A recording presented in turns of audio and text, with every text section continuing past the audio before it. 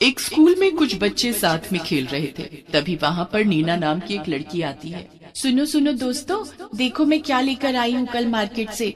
देखो मेरे हाथ में ये जो घंटी देख रहे हो ना तुम्हें पता है ये कल मैंने मार्केट से अपनी मम्मी के साथ ली। और पता है उस खिलौने की दुकान में एक बूढ़ी अम्मा थी। उन्होंने कहा कि इस घंटी को बजाने से सब भूत और चुड़ैल भाग जाते हैं। वाह नीना, तुम्हें तो उस दुकानदार ने अच्छा बेवकूफ बनाया। भूत जैसी कोई चीज नहीं होती और ये घंटी बिल्कुल बेकार है। मोंटी और उसके साथ सभी नीना की बात सुनकर जोर जोर से हंसने लगते हैं। नीना अपनी दोस्तों की बातें सुनकर दुखी हो जाती है और वहाँ से चली जाती है। ये क्या, मैं भी पागल हूँ जो बेवजह इस बेकार घंटी को लेकर खुश हो रही थी। सही ही कह रहा था पिंकू, मुझे इसे वापस करके दूसरा खिलौना ले लेना चाहिए। मैं आज ही छुट्टी के बाद जाऊंगी उस दुकान में। नीना स्कूल की छुट्टी होते ही उस दुकान की तरफ चल देती है। दुकान में वही बूढ़ी अम्मा बैठी हुई थी।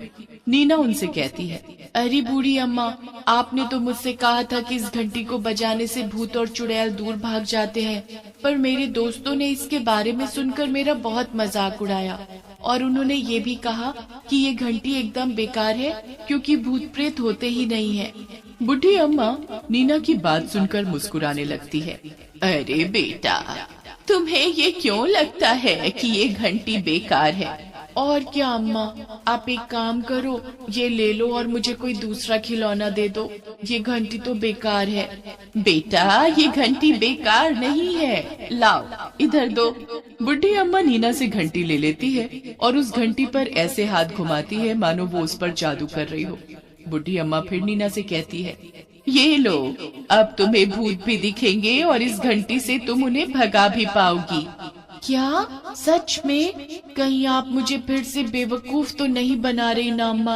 अरे नहीं नहीं बेटा, सच में। जाओ, तुम्हें खुद समझ आ जाएगा कि तुम्हें इस घंटी का इस्तेमाल कैसे करना है। ये सुनकर नीना उस दुकान से निकल जाती है और अपने घर की तरफ जाने लगती है। तभी नीना को याद आता है कि उसका बैग शायद वो दुकान पर ही भूल गई थी। वो दौड़कर उसे वापस लेने जाती है, पर जैसे ही वो वहाँ पहुँचती है वो हैरान रह जाती है। वो दुकान गायब हो चुकी थी। अरे यही तो थी वो दुकान, कहाँ चली गई? कहीं मैं गलत रास्ते पर तो नहीं आ गई? कहाँ गई वो बुढ़ी अम्मा? नीना चारों तरफ उस दुकान को और उन बुढ़ी अम्मा को ढूंढने लगती है, पर वो उसे कहीं नहीं मिलती। नीना घंटी को लेकर वापस घर आ जाती है।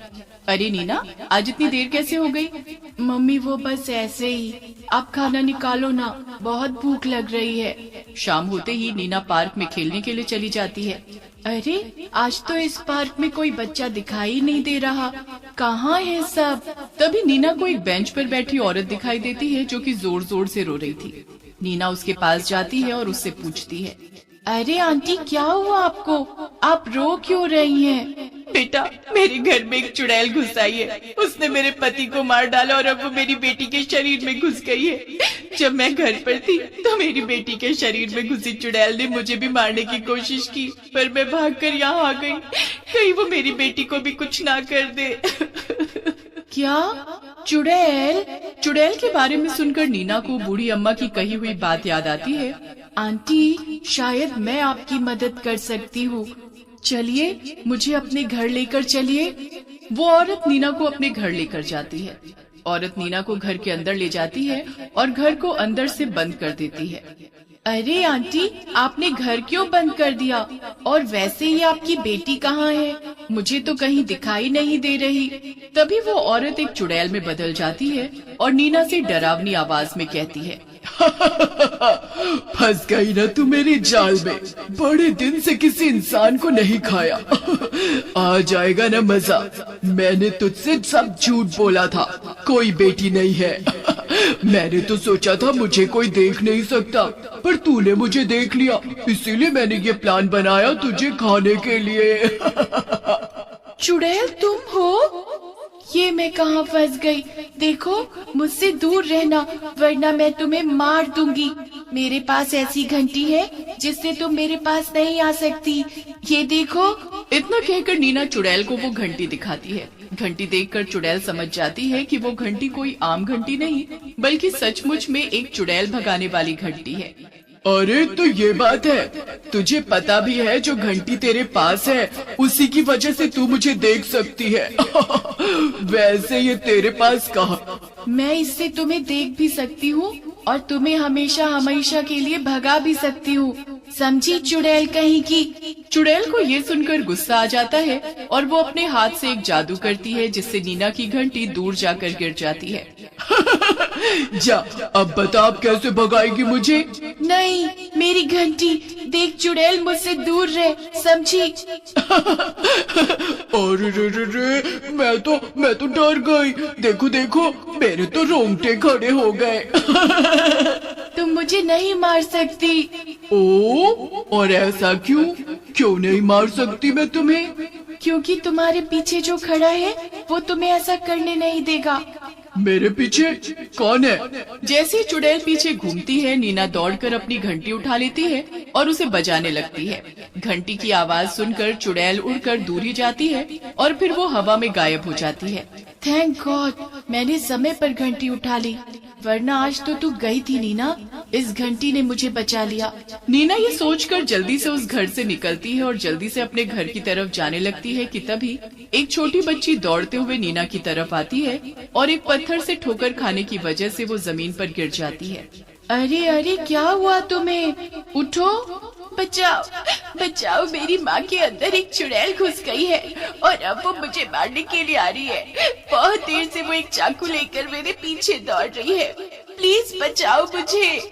नीना चुड़ैल के बारे में सुनकर उस बच्ची से दूर हो जाती है। उसे लगता है कि फिर से ये कोई साजिश है और वो बच्ची ही चुड़ैल होगी। इतने में एक औरत जिसकी आंखें एकदम लाल थी और उसकी आंखों से खून बह रहा था, वहाँ दौड़ती हुई आती है। उस औरत के हाथ में एक चाकू भी था। आखिरकार तू मुझे मिल ही गई। अब मैं तुझे मार कर खाऊंगी। नहीं नहीं, रुक जाओ माँ, मैं तुम्हारी बेटी हूँ, रुक जाओ। नीना खड़े होकर ये सब देख रही थी। मतलब ये लड़की सही कह रही थी, मुझे इसकी मदद करनी चाहिए। पर अगर ये घंटी काम नहीं की तो ये चुड़ैल तो मुझे भी मार डालेगी। पर मैं इस बच्ची को अकेले भी तो नहीं छोड़ सकती। नीना बच्ची को बचाने का फैसला कर लेती है और उसके सामने जाकर खड़ी हो जाती है। रुक जा चुड़ैल, जल्दी से इसकी माँ के शरीर से बाहर आ जा, वरना अच्छा नहीं होगा। वरना क्या करेगी तू? वरना मैं तुझे जबरदस्ती इसके शरीर से बाहर निकालूंगी, समझी। नीना अपने पॉकेट से घंटी निकाल लेती है और जोर जोर से उसे बजाने लगती है। घंटी की आवाज सुनते ही चुड़ैल औरत के शरीर से बाहर आ जाती है और दूर जाकर गिरती है। पहले वाली चुड़ैल की तरह ही ये चुड़ैल भी इसके बाद हवा में गायब हो जाती है। चुड़ैल के शरीर छोड़ने के बाद वो औरत होश में आ जाती है। ये सब क्या हो रहा है? कहाँ हूँ मैं? माँ, तुम मुझे मारने के लिए चाकू लेकर मेरे पीछे दौड़ रही थी और इन दीदी ने उसे बाहर निकालकर हवा में गायब कर दिया। थैंक यू सो मच बेटा, मेरी और मेरी बेटी की जान बचाने के लिए। मैं तुम्हारा ये एहसान कभी नहीं भूलूंगी। वो औरत और बच्ची नीना को थैंक्स बोलकर वहाँ से चले जाते हैं और नीना सोच में पड़ जाती है। अंधेरा होने वाला था पर नीना घर जाने के बजाय उसी पार्क में जाकर बैठ जाती है और उस घंटी को देखने लगती है। तभी वहाँ पर वही बुढ़ी अम्मा आ जाती है जिसने नीना को वो घंटी दी थी। अरे क्या सोच रही हो नीना? नीना चौंक जाती है और उनसे कहती है, आप यहाँ कैसे? मैंने दिन में आपको कहाँ कहाँ नहीं ढूंढा था। ये घंटी तो सचमुच काम करती है, पर इसकी वजह से आज मेरी जान जाते जाते गई। क्या आप भी कोई चुड़ैल हैं? नहीं नहीं, मैं चुड़ैल नहीं और तुम मुझसे कभी भी नहीं मिल सकती। सिर्फ तभी मिल सकती हो जब मैं तुमसे मिलना चाहती हूँ। वैसे तुम्हें ये घंटी कैसी लगी? बिल्कुल भी अच्छी नहीं, पर इसी से तो तुमने 2 लोगों की जान भी बचाई। अगर तुम चाहो तो मैं इसे वापस ले सकती हूँ और अगर तुम चाहो तो तुम इसे रखकर कई और लोगों की जान बचा सकती हो। तो जल्दी से सोचकर बताओ क्या करना है तुम्हें?